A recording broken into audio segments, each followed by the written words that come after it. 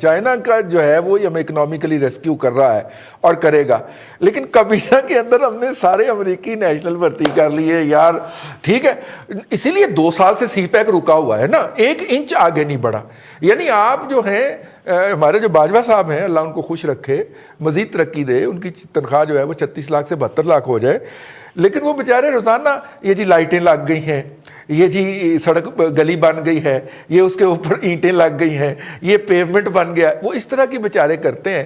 اور مطلب کوئی ہمیں وہ بڑا پروجیکٹ نہیں دے پائے جب سے وہ adviser chairman CPEC authority لگے ہیں۔ اللہ کرے وہ کوئی بڑا پروجیکٹ بھی ہمیں اناؤنس کریں کسی دن۔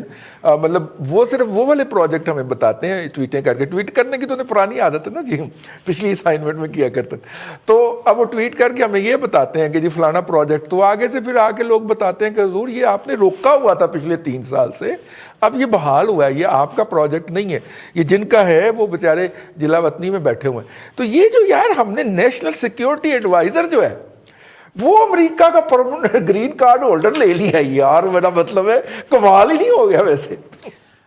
بھائی صاحب جو آپ نے سوال کیا نا، بڑا ٹرکی سا کوشچن ہے، اس کا میں آپ کو بڑا سیدھا سا جواب دے دیتا ہوں کہ ہم نے ٹینٹ لیا، 3 بانس لیے، اچھا، ان میں جو ٹینٹ کا کپڑا تھا وہ امریکی تھا، اس کے جو 3 بانس ہیں، ایک وہ کینیڈین ہے بانس، ایک جو بانس ہے وہ جو سینٹر پہ لگتا ہے جس نہیں، آپ طاہر القادری صاحب کی بات تو نہیں کر رہے جی؟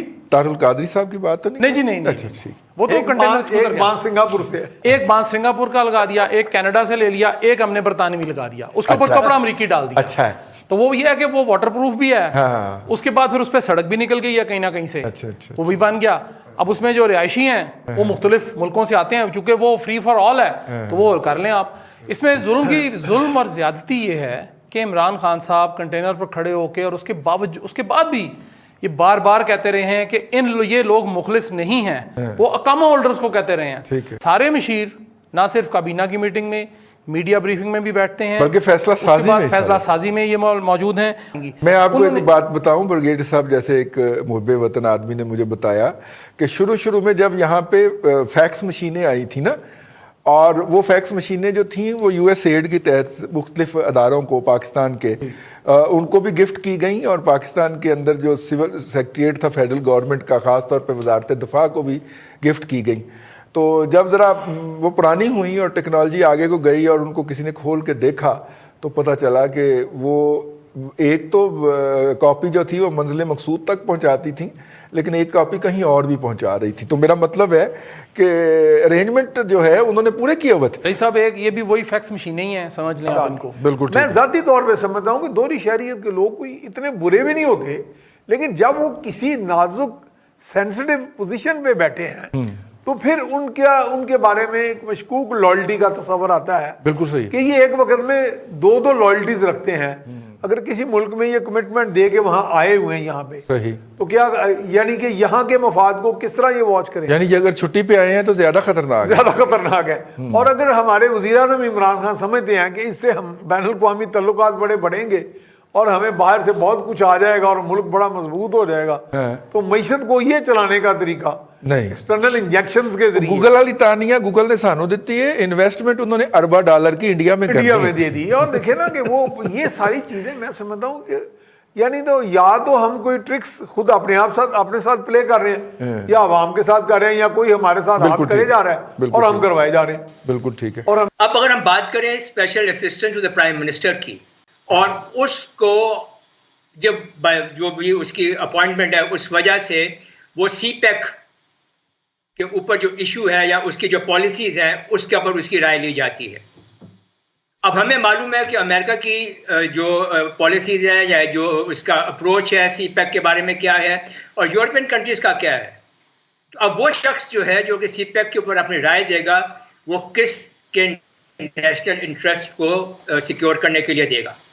کیا وہ پاکستان کے نیشنل انٹرسٹ کو سیکیور کرنے کے لیے اپنی رائے دے گا تو پھر وہ دوسرے ملک کے ساتھ غداری کرے گا، اور اگر وہ دوسرے ملک کے پوائنٹ آف ویو کے ساتھ ایگری کرتا ہے اور ان کے پوائنٹ آف ویو کو آگے چلاتا ہے تو پھر پاکستان کے ساتھ غداری کرے گا۔